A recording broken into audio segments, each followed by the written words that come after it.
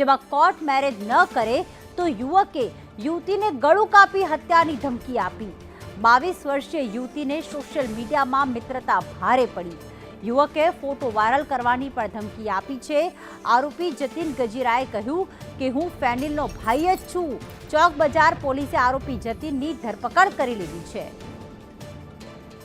આઝમ અમારી સાથે જોડાઈ ગયા છે। આઝમ, આ યુવક અને યુવતી કઈ રીતે સંપર્કમાં આવ્યા હતા, કેટલા સમયથી સંપર્કમાં હતા, કઈ રીતે આખી ઘટના બની?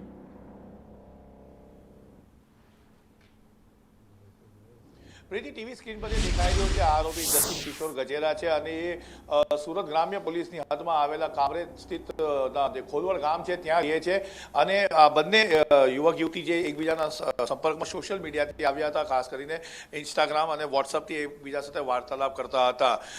ત્યારબાદ એમની મિત્રતા આગળ વધી હતી, પરંતુ છેવટે આ એક સાયકિક પ્રેમી તરીકે સામે આવી રહ્યો હતો, કારણ કે પેલી મિત્રતામાં માની રહી હતી, આ વનતરફી પ્રેમમાં જઈ રહ્યો હતો અને અચાનક જ કોર્ટના મેરેજ સર્ટિફિકેટ કાગળ લઈને આવ્યો હતો અને એને કીધું હતું કે તું આના પર સિગ્નેચર કરી દે, નહીં તો હું પણ ફેનિલ છું। ફેનિલ એટલે તમને યાદ અપાઈ દો, ગ્રીષ્માનો જે કાંડ થયો આખો, જેના અંદર ગળું કાપી નાખવામાં આવતું દીકરીનું, તેના અંદર જે આરોપી હતો તેનું નામ ફેનિલ હતું અને એને આ શંકી પ્રેમીએ પોતાને એનો ભાઈ બતાવ્યો હતો। સમાજસેવક આપણા સાથે ધર્મેશભાઈ જાણીશું। ધર્મેશભાઈ, આ જે રીતે ધમકીઓ આપવામાં આવી સમયાંતરે તમે જોઈ રહ્યા છો, એને લઈને શું કહેશો?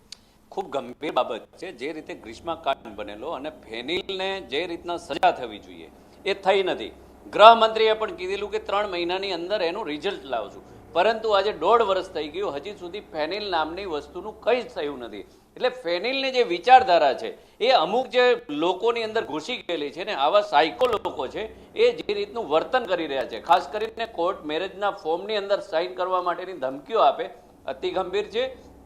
કોઈ પણ દીકરીઓએ ડરવાની જરૂર નથી। કંઈ પણ તમારી સાથે ઘટના બને તો તરત જ વાલીઓને, સમાજસેવકોને અથવા પોલીસનો સંપર્ક કરે, જેથી આવા સાયકો ક્યારે પણ સક્સેસ ન થાય અને ગ્રીષ્મા કાંડ જેવી બાબતોની વિચારધારાને દબાવી નાખવાની જરૂર છે, ના કે ઉજાગર કરવાની। આ જે આઇકોન લોકો બની રહ્યા છે એ ખૂબ ગંભીર બાબત છે।